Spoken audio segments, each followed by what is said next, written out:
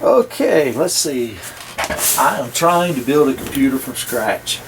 This is the working side of it. We have our A register here. This is a tri-state buffer that allows the A register onto the bus. All the black wires is the bus. This is the ALU, an 8-bit ALU. B register. This is the tri-state buffer that lets the ALU onto the bus. This is your output register and your output display. I've got this set up as my clock. Let's put some numbers together and see if we can make it add. Alright, let's see. First I'll clear out the output register. Okay.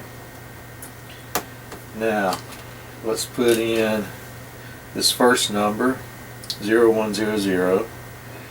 So 01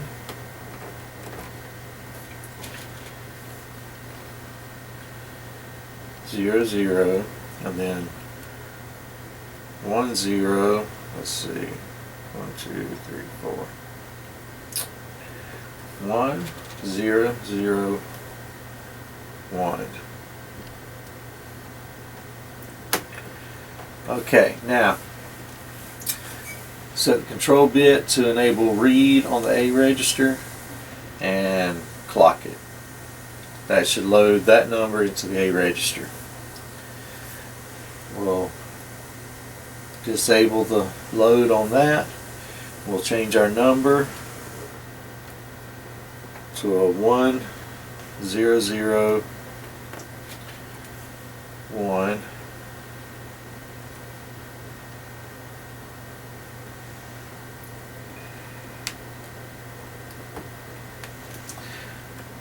One zero 1 0.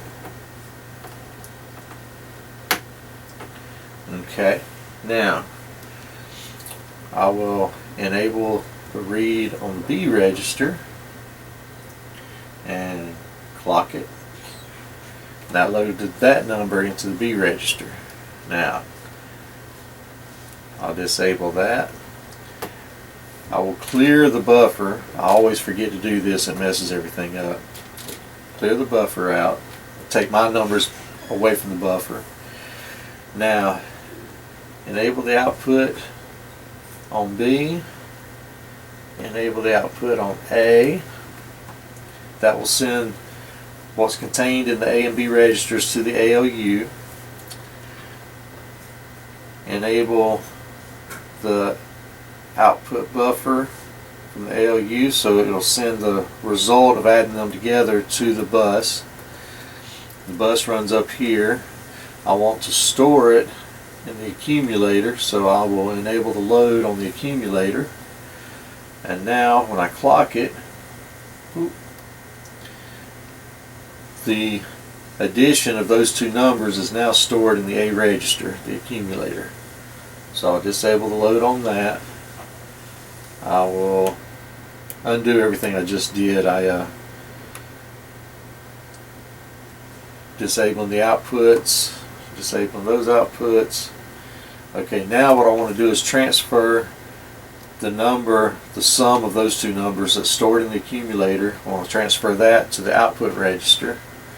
So I go back and enable the output of the accumulator, and I enable the output of the tri-state buffer. That puts the accumulator onto the output of the accumulator onto the bus. Come down here and I will load the output register with what's on the bus, and when I clock it, bing, there's the answer, which is exactly what we were looking for. That's the guts, the working guts of an 8-bit processor CPU. I'm in the process of redesigning this because I've still got to add the memory control side, the instrument, the instruction registers, the instruction code, the control bit code, the EEPROMs, the RAM, the program counter, all that stuff. I've got to incorporate that, and the way I got it laid out now is not going to help that a whole lot. But what I've got going so far, let me disable that, and let me disable that. But what I've got going so far, and I'll disable this output here, seems to be working perfect and jam up. This is my clock. I had to go in and build a latching clock to keep it from bouncing whenever I clocked it. None of my control bits are on, so the clock can run all it wants to and nothing will happen. This is a ALU that I found online. It's got 16 logic functions and basically 32 selectable mathematic functions, although probably not going to use all of them. Some of them are repeated.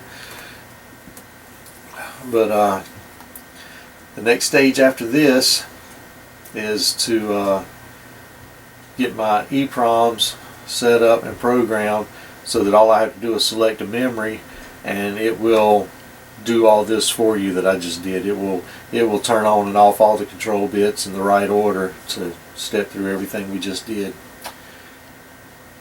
And I think that's it. Hee hee.